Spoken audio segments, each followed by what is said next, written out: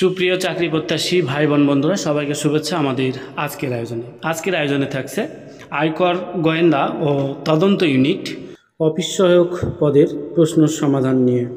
পরীক্ষাটা অনুষ্ঠিত হয়েছে গত 31শে মে 2024। সময় ছিল 60 মিনিট, পূর্ণমান ছিল 70। সুপ্রিয় দর্শক, আমরা প্রতিনিয়ত চেষ্টা করছি প্রতিদিনে অনুষ্ঠিত হওয়া নিয়মিত চাকরির পরীক্ষার প্রশ্ন সমাধান দেওয়ার জন্য, যেগুলো আপনার তৃতীয় চতুর্থ অর্থাৎ 13 থেকে 20তম গ্রেডের চাকরি প্রস্তুতিতে অনেক অনেক গুরুত্বপূর্ণ।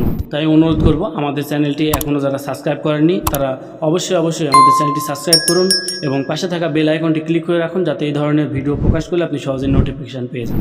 আলোচনা করব প্রশ্নটির বাংলা অংশ, ইংরেজি অংশ, গণিত অংশ এবং সাধারণ জ্ঞান অংশ নিয়ে। চলুন ভিডিওটি না টেনে মনোযোগ সহকারে দেখা যাক। প্রশ্নটির প্রথম অংশ, বাংলা অংশ। 1 নম্বর প্রশ্ন, অর্থসহ বাক্য রচনা করতে হবে। ক নাম্বার, সাক্ষী গোপাল। এর অর্থ হচ্ছে নিষ্ক্রিয় দর্শক। বাক্য আপনার ইচ্ছা মতন আপনি দিতে পারেন। তারপর আমরা লিখে দিচ্ছি, সব সময় সাক্ষী গোপালের মতো দাঁড়িয়ে না থেকে কাজে হাত লাগাও। খ নাম্বার, হাড় হাবাতে। এটির অর্থ হচ্ছে হতভাগ্য। বাক্য হবে এরকম, তোমার মতো হাড় হাবাতের কপালে আর কাজ জুটবে না। গ নাম্বার, ব্যঙ্গের আদলি। সামান্য অর্থ। ব্যঙ্গের আদলি নিয়ে অহংকার ভালো নয়। এরপর আমরা দেখে নিই 2 নম্বর প্রশ্ন। 2 নম্বর প্রশ্নে থাকছে এক কথায় প্রকাশ। এক কথায় প্রকাশের ক নম্বর প্রশ্ন, ফল পাকলে যে গাছ মরে যায় এক কথায় বলা হয় ঔষধি। প্রিয় দর্শক, বানানটি ভালোভাবে লক্ষ্য করুন, এটি ঔষধি নয়, ঔষধি। এরপরে খ নাম্বার, যার উপস্থিত বুদ্ধি আছে এক কথায় বলা হয় প্রত্যুৎপন্নমতি। গ নাম্বার, অক্ষীর সমক্ষে বর্তমান এক কথায় বলা হয় প্রত্যক্ষ। প্রিয় দর্শক, এরপরে দেখে নিই 3 নম্বর প্রশ্ন, সন্ধি বিচ্ছেদ করুন। দুষ্কর, দু বিসর্গ যোগ কর, উল্লাস, উৎ যোগ লাস এবং কৃষ্টি, কৃষ যোগ তি। এরপরে দেখে নিই আমরা 4 নম্বর প্রশ্ন। 4 নম্বর প্রশ্নে ব্যাস বাক্য সহ সমাস নির্ণয় করতে হবে। ক নাম্বার, বিপদাপন্ন। বিপদকে আপন্ন, এটি দ্বিতীয় তৎপুরুষ সমাস। হাতাহাতি, হাতে হাতে যে লড়াই, এটি ব্যতিহার বহুব্রীহি সমাস। আপাদ মস্তক, পা থেকে মাথা পর্যন্ত, এটি অব্যয়ভাব সমাস। এরপর আমরা দেখে নিই 5 নম্বর প্রশ্ন, সংক্ষেপে আলোচনা করতে হবে। অফিস প্রাঙ্গণে পরিষ্কার পরিচ্ছন্নতার গুরুত্ব। এটি তেমন একটি গুরুত্বপূর্ণ নয়, তারপর আপনারা চাইলে অনলাইন থেকে দেখে নিতে পারেন। এরপর আমরা দেখে নিই 6 নম্বর প্রশ্ন, fill in the blanks with appropriate preposition or article. A number, I have no prejudice dash any religion, এটি উত্তর হবে against. B number, the teacher congratulated the student their bright result, এটা on হবে। এরপরে C number, he died by suicide হবে। এরপর আমরা দেখে নিই 7 নম্বর প্রশ্ন।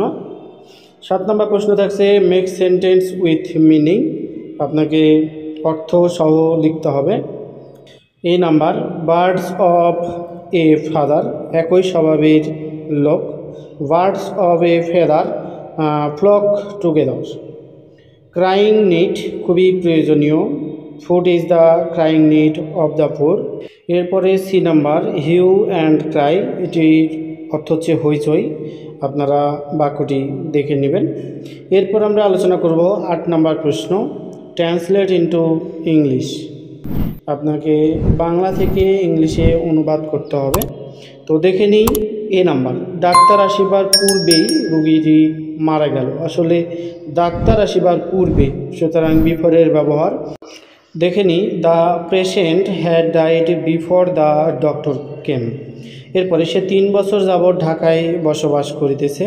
হি has been living in Dhaka for 3 years. আমি, তুমি ও সে একত্রে যাব।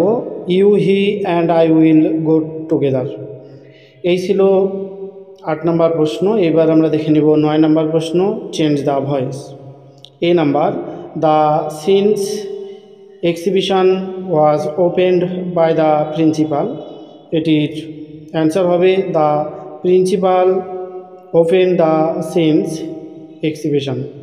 এরপরে দেখে নিই B number, we shall be taking tea, এটি অ্যান্সার হবে tea shall be being taken by us. Do the sum, answer হবে let the sum be done. এরপরে traffic jam in the Dhaka city, এই সম্পর্কে একটু অনুচ্ছেদ আপনারা নিজেরাই চেষ্টা করবেন। এরপর আমরা দেখে নিই 11 নম্বর প্রশ্ন, ম্যাথের অংশ। 100 টাকায় 10টি লেবু কিনে 20টি লেবু 220 টাকায় বিক্রয় করলে শতকরা কত লাভ বা ক্ষতি হবে? দেখুন 10টি লেবুর দাম তো আমাদের 100 টাকা, তাহলে 20টি লেবুর ক্রয় মূল্য অবশ্যই 200 টাকা, কিন্তু সে কি করেছে 20টি লেবুর বিক্রয় মূল্য 220 টাকা, অর্থাৎ লাভ হয়েছে কত 20 টাকা, তাহলে শতকরা হবে 10%। এটি মূলত এই অঙ্কের উত্তর, 10% এর উত্তর। এরপর আমরা দেখে নিই 12 নম্বর প্রশ্ন। 12 নম্বর প্রশ্নে থাকছে একটি সমকোণী ত্রিভুজের অতিভুজ 13 মিটার এবং লম্ব 5 মিটার হলে ভূমির দৈর্ঘ্য কত? সমাধান আমরা দেখে নিই। আমরা জানি সমকোণী ত্রিভুজের ক্ষেত্রে পিথাগোরাসের 2 নম্বর সূত্র অনুসারে সেটা হচ্ছে অতিভুজ স্কোয়ার সমান লম্ব স্কোয়ার প্লাস ভূমি স্কোয়ার, অর্থাৎ 132 সমান 5 স্কোয়ার প্লাস ভূমি স্কোয়ার। তাহলে ভূমি স্কোয়ার এপার নিই 169 - 25, এটা রুট করলে 144 এবং ভূমির মান দাঁড়াবে কত 12। এরপর আমরা দেখে নিই 13 নম্বর প্রশ্ন, একটি উৎপাদক বিশ্লেষণ করতে হবে। 4x square minus 13x minus 12 সহজ একটি উৎপাদক। 4x স্কোয়ার মাইনাস 13x এর এটি মিডল ফ্যাক্টর করব আমরা, 16x plus 3x minus 12x।